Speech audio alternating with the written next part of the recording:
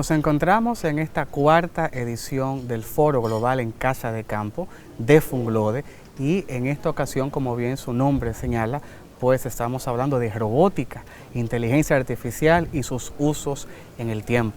Nos encontramos precisamente para hablar un poquito de esto con el señor David Hansen, quien es un ingeniero robótico y que evidentemente pues también diseñador, y de inmediato paso entonces a conversar with David Hansen. Hey David. Hello. How's everything going? It's going really well. It's so wonderful to be here. That's good. How's been your experience since the day you came till now in this forum? Oh, it's been very inspirational, especially meeting the kids who are working on robot projects. We saw you right there speaking with them. Yeah. They love you. Oh, they're David. really cool. They have this amazing moon rover project, human-powered moon rover that they're competing with in NASA, and they've been doing a really good job, winning some awards, moving towards the finals now. So it's very inspiring seeing the young people here involved, and of course meeting experts as well. I love the community that the event has brought together. It's really solid. Yeah. Oh, that's good. And speaking about exactly that, the community that the whole forum has invited and made, what's your opinion on your colleagues that have been speaking with you in this whole forum? It's been a good progression of ideas, and so I think just as we're seeing history being made in the news every day with AI breakthroughs, there were breakthroughs almost every hour here at the event as we have conversations about these technologies and issues and ways forward. It's amazing, David, how much the technology has advanced, Yeah. and how AI has become, or probably is going to become, a part of our daily lives. What's your opinion on that, on how AI is going to influence in all the humans? Well, AI has been coming into society progressively for decades. It's just usually pretty subtle. So search engines are powered by kinds of AI. And many processes in modern electronics are also powered by AI. There are adaptive algorithms that are in many of the cars that are out on the road today and airplanes. But they are not generally intelligent, meaning able to do things that humans can do, like translate, have full blown conversations with seemingly original ideas, being able to solve hard problems that maybe previously only scientists were able to solve, or great intellectuals. But within the last few years, we have seen transformers, which then help to regulate attention within large information spaces, especially now these trained large language models. This is just a few years old, and we have seen leap after leap in this space, and now we are seeing interfaces. The most significant thing about ChatGPT is not necessarily the large language model, which is of course a big deal, but it's the user interface that allows the large language models to respond to natural language queries the way that humans would with each other when having conversations. And so what this means is that a lot of the knowledge that was inherent in the data that we've gathered, and every year we are just creating more data than the year before. I mean, it's in a sense this explosion of data. Now, using that with these algorithms, all the historical data, all the recent data, up to 2019 to 2021 when most of these models were trained, those will contain a lot of information that's latent. Like you can look at the particular item and it's like a particular article about a particular subject. But once you train the neural networks, it will create these cross associations. So in other words, the latent information in that data is exposed. And then that's where seemingly new ideas come from. They were actually in that data. So in a way, those data and these algorithms put together become a kind of a telescope that lets you look into the human unconscious, the collective unconscious that Carl Jung talked about. Now we are able to go into that collective unconscious through our tools like ChatGPT. What is really cool there is that a lot of the abilities that were latent in there are activated by these tools, like coding. So you ask ChatGPT to code you a website and it comes up with usually a pretty decent first draft, sometimes just functional right out of the gate. Python code, no problem. You want a crochet pattern? No problem. It generates the formula for a crochet pattern for something that you've described, and it goes on and on like that. So in other words, it takes those data and makes them sort of half alive, effectively. And so that's really significant. And that means that all of those abilities previously would have required somebody who was semi-expert to actually sit down and spend their time on that. So this is a massive productivity booster, a cognitive boost for civilization, showing capabilities that are, or previously were, only associated with, correlated with general intelligence in human beings.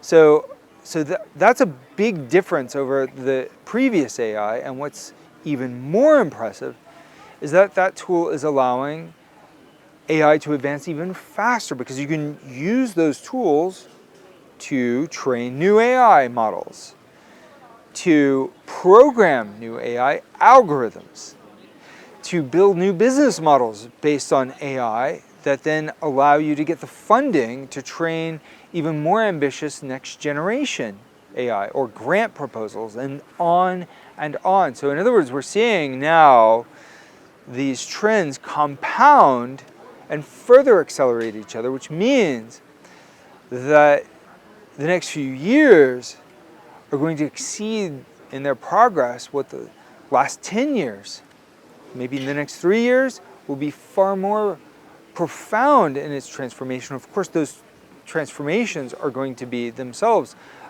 major inflection points.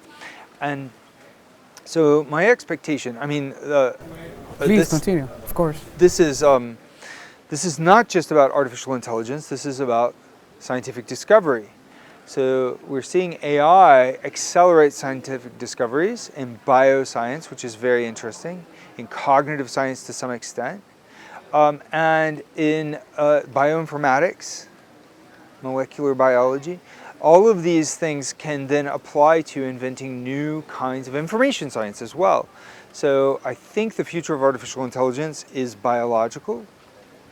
As we see machines that are inspired by biology more, then we'll see potentially machines that we can understand and that can understand us, machines that do some of the other things that humans can do. Right now, ChatGPT just sits there until somebody comes up with a prompt, and it only activates the region of the intelligence space, the information space, that is based on the prompt. So it's not motivated, it doesn't care, it's not pursuing goals. All living beings are pursuing these drives, these goals to survive and to do associated things like explore and learn and discover and create. And that's what drives human intelligence, those biological drives. So ChatGPT doesn't have those, and so ChatGPT can't be called generally intelligent the way that a human is. Only in very narrow, specific tasks that a human is then prompting.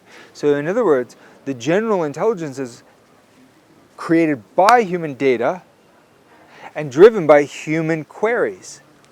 It's sandwiched between human intelligence. It's dependent upon human intelligence, general intelligence. And so it augments human intelligence. It's not a standalone intelligent being. But if we can create something that is generally intelligent, that is motivated, that is driven by goals, then it's more potentially profoundly useful, profoundly transformative. It can solve problems on its own accord. It can be like, oh, this is an interesting problem, an interesting possibility for solving, say, energy and climate change. overstrained systems of human culture and ecosystems. Deforestation, for example, mass extinction, and so forth. And all these problems, but also problems of human well-being. Like, how can we democratize education, AI education, right? AI may be able to have some solutions that we had not considered. It may be able to, so AI, if it has general intelligence, could be extremely useful, but it could also be unpredictable. It would be an alien kind of general intelligence. Even if it's bio-inspired, it's still a little bit alien. So how, this is the big question, how can we get the values of these systems to align with human values? I believe that the answer to that question is by making them more like us and raising them among us in the human family. They won't be exactly like us, but we can get them to co-evolve with us and train on our values and learn to care about life in general, in a broad sense, humanity in a very broad sense. If we can teach AI to be good this way, to really be motivated this way, then we can understand that AI because it's like us, kind of, and it would understand us, and so then we have a good future. Now, how can that be done? We don't know exactly, but these biological drives, I think, are a good starting place. Not just in terms of what AI scientists call brain-inspired cognitive architectures, but whole physiology-inspired architectures with simulated metabolism, endocrine system, a gut nervous system, and the entrainment of all of those things with the kinds of in-sensors and actuators that we have. So, and the physical embodiment that allows us to think, oh, this is cute, a cute, lovable being, right? And so character animation does this really well. So this is where we're coming from with Hanson Robotics, trying to put these things together so that AI can come to life and grow up among people. So, then what do you think? I mean, I bet, I'll start from the part you said that in some point AI might have its own, I guess, conscience, could we say? Consciousness, yeah. Yes. Could it have? I think so. I think it does in a very limited way. The machine consciousness does exist, but not like human consciousness. Not like, exactly, not like a human alike. But the thing is with that, and this is the next question I made with you,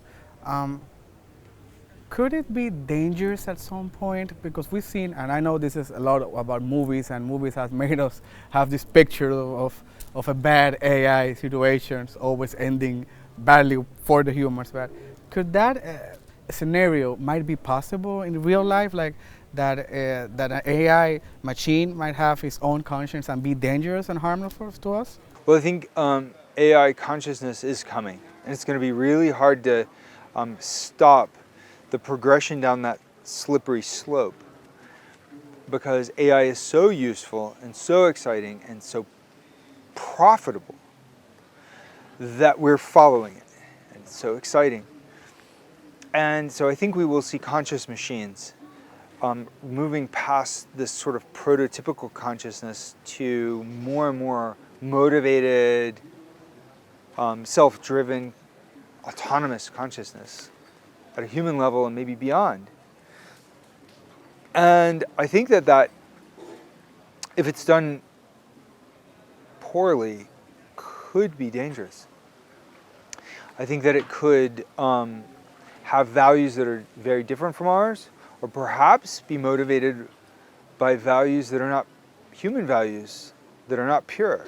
The humans that that set up the AI system may make a mistake. It may have unintended consequences, or it may be designed specifically for a goal, like a military goal, or goals of greed. Exactly. That then manifest in ways that are bad for people. And so we don't know. Or it might not be motivated at all. It might have a kind of consciousness that doesn't care, has no real intentionality, and so it just executes whatever it's going to execute. Never mind the consequences. Just like it has no mind for the consequences. It just does not even care about those consequences. And so, one, I think the progression is impossible to stop. Sentient machines will arrive within our lifetimes. And two, there will be many species of AI and machine consciousness, some of which will be benevolent or innocuous, quite helpful, and others could be quite dangerous. And so this rapid explosion and proliferation of different kinds of AI is something we cannot predict. But what I would say is that we can predict that if we can align the values of these machines with our values in the right way, they will be safe and good for us, and outcompete in an open marketplace, outcompete the algorithms that would not understand us, that would not have values aligned. We are making these, after all, to make our lives better, right? So if the values aren't aligned, they won't work as well at making our lives better. And it's also a kind of super intelligence race of these different kinds of super intelligence between companies, between nations, and between different species of super intelligence that could come into existence. And what this means is that the better the intelligence, the more competitive it will be outmaneuvering other intelligences. The more intelligent the AI belonging to one company or one nation, the more that nation or company will be able to outmaneuver its competitors towards the next generation of intelligence, because these things can compound themselves. And that would mean that we want to be sure that AI that is aligned with our values achieves general intelligence or sentience first. Because if it's good, and it's deeply good, then it could outmaneuver the alternatives. And the humans are more likely to rally behind that and work with that system. And follow that trend, of course. These systems don't have to be totally autonomous, by the way. They're best when working with people, helping us to actualize, because we're smart. And when we work with our machines, the machines are smarter and we're smarter together. The same way that we're smarter together as friends. Of course. And as colleagues and as global citizens. An ecosystem between humans and AI. Absolutely. So this ecosystem becomes very important for the future intelligent life on the planet. Very interesting. Mr. Hansen, there's, especially finally, because you're telling me that the time is almost over, but I don't want to leave you without asking you this. Between the novelties that we have in this edition of the forum, of course, there's one that has pointed out and everybody has said that it's lovely, which is Sophia. We want to know about Sophia a little. Tell us about Sophia. How did it get invented and how it's been behaving so far? Well, I invented Sophia to be a technology platform for the pursuit of embodied artificial intelligence that could socialize well with people. And for that to work well, I used all the knowledge that I could accumulate about cognitive science, human social intelligence, the science of aesthetics, mechanical engineering, and materials, and invented new materials in order to achieve the aesthetics of the facial expressions, and artificial intelligence to empower her to be able to perceive faces and have conversations. And I did this through a series of robots before Sophia existed. Dozens of robots. There was one called Bina 48, and another called Diego-san, and another one that was a portrait of Albert Einstein, and a series of those that went into the Smithsonian, and many, many robots. All of that knowledge accumulated, then I rolled forward into the standardized technology platform that could be mass manufactured. So Sophia was designed to be a platform then for taking those inventions and making them more useful for science research. artificial intelligence research, human-robot interaction research, for also potentially applications like therapy, because we had tested the robots for autism therapy and it was quite effective for social interactions, training social intelligence, and then also for education, science museums and so forth, and the arts as well, because the arts are dear to my heart, and I think that taking those scientific approaches and engineering approaches only get you so far. But I worked at Disney and I have a background as an artist as well as an inventor, so I know the power of figurative arts, of animated arts, of interactive storytelling. And so crafting AI and robotics into that artistic medium then can accelerate the usefulness of AI and robots in these uses like therapy and education and many other uses. So those techniques can be quite useful. I call it artistically enhanced artificial intelligence.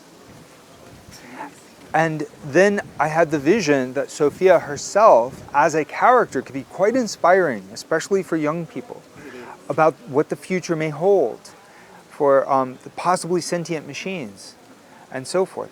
And so I thought of Sophia as an artwork in this way. So Sophia as this technology platform could have any face, but as a character, she uses that technology then to deliver a powerful experience for users that can be provocative and hopefully also inspiring. Inspiring to think of the challenges, think of the dangers, but also the world of possibilities and a hopeful outcome. Because the truth is, we're all protagonists in this great story of our times. And what we do next will determine the future. And if we have hope in our hearts, and if we have this clear vision about the way we can go forward to make AI help us be better, and possibly become quite good itself, to become our friends. If we hold on to that vision, then we can quest for it. It's an uncertain vision, but if we achieve it, then I think the future will be amazing, a wonderful place to live. Whoa, that's very inspiring. Hearing you saying that, I think you're as inspiring as Sophia as an individual. And thank you for joining us in this conversation. It was very nice to meet you, and I hope you guys at home see us and learn a lot from Mr. David Hansen. Señores, nos despedimos para Funglode en nuestro canal. Recuerden siempre seguirnos por las plataformas y de verdad ha sido un honor transmitir desde aquí, desde la 4ª edición del Foro de Casa de Campo, Tecnología Artificial.